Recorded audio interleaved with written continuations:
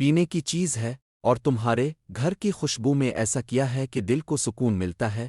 رحمان میاں نے جواب دیا، یہ جنگلی پودینہ اور ببوینے کا شربت ہے، ہم خود اپنے ہاتھوں سے اگاتے ہیں۔ اس میں ذکر ملا ہے، شکر ملا ہے اور سچی توکل ملی ہے۔ ہم اسے صرف پیاس بجھانے کے لیے نہیں پیتے بلکہ دن بھر کے غم دھونے کے لیے پیتے ہیں۔ بادشاہ نے پہلا گھونٹ پیا، عجیب سی گرمی رگوں میں دوڑ گئی، جیسے کندھوں سے پہاڑوں کا بوجھ اتر گیا ہو۔ بہت عرصے بعد پہلی بار ان کی پلکیں قدرتی طور پر بھاری ہونے لگی۔ بیٹھے بیٹھے ہی گہری نیند میں ڈوب گئے۔ صبح کی اذان تک بادشاہ سوتے رہے۔ رحمان میاں اور نورا بی بی نماز کے لیے اٹھے تو مہمان کو گہری نیند میں دیکھا، اسے ویسے ہی رہنے دیا۔ جب سورج کی پہلی کرن کے ساتھ بادشاہ کی آنکھ کھلی تو وہ حیران رہ گئے۔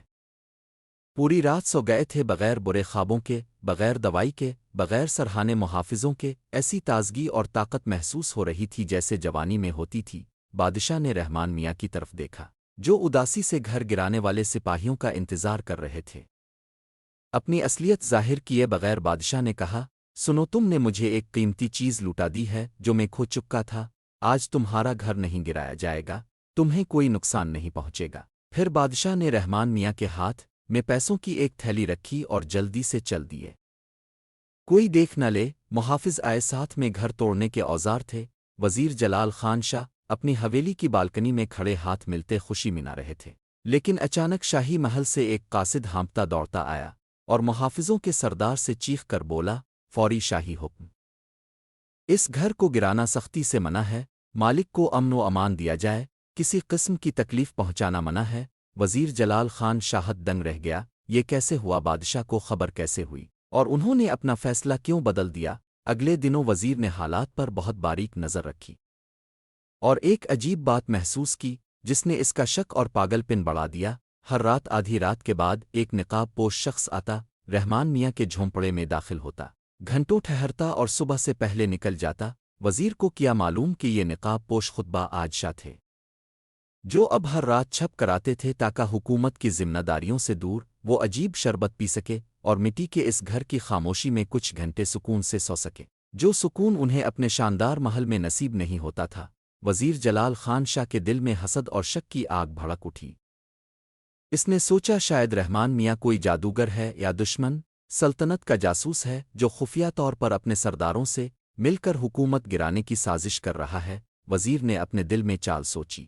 جب بادشاہ نے گھر رحمان میاں کوئی جادوگر ہے یا دشمن سلطنت کا جاسوس ہے جو خفیہ طور پر اپنے سرداروں سے مل کر حکومت گرانے کی سازش کر رہا ہے، وزیر نے اپنے دل میں چال سوچی۔ جب بادشاہ نے گھر تو میں نہیں گراہے گا، لیکن اس کسان کو ایسا سبق سکھاؤں گا کہ وہ خود چاہے گا، کاش میرا گھر میرے سر پر گر جاتا۔ ایک سردی کی رات بادشاہ بھیس بدلے جھونپڑے کے اندر بیٹھے تھے، رحمان میاں سے رعایا کے حالات پر باتیں کر رہے تھے۔ اسی وقت وزیر جلال خان شاہ اندھیرے میں کچھ سخت ترین کرائے کے سپاہیوں کے ساتھ گھات لگائے بیٹھا تھا۔ وزیر جھونپڑے کی پچھلی کھڑکی کے پاس آیا، جیب سے ایک چھوٹی چمکدار چیز نکالی۔ یہ بادشاہ کی خاص انگوٹھی تھی جو وزیر نے چالاکی سے محل سے چرائی تھی۔ اس کا ارادہ تھا کہ یہ انگوٹھی رحمان میاں کے سامان میں چھپا دے اور پھر ان پر عظیم چوری کا الزام لگائے، لیکن وزیر نے رحمان میاں کا ایک جملہ سنا جو وہ بھیس بدلے بادشاہ سے کہہ رہے تھے۔ یہ سن کر وزیر کا ہاتھ کانپ گیا۔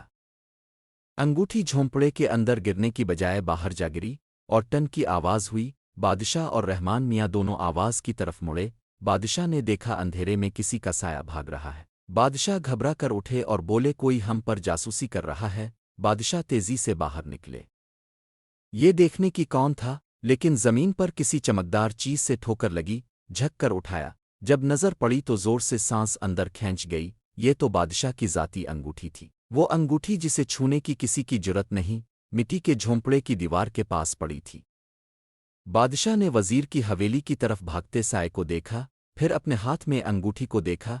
چہرے کے تیور بدل گئے، نرمی سے ایسے غصے میں تبدیل ہوئے جو سلطنت نے کبھی نہیں دیکھا تھا۔ بادشاہ کی انگوٹھی یہاں کیسے پہنچی؟ کیا بادشاہ اپنے وزیر کی خیانت کو پکڑ لیں گے؟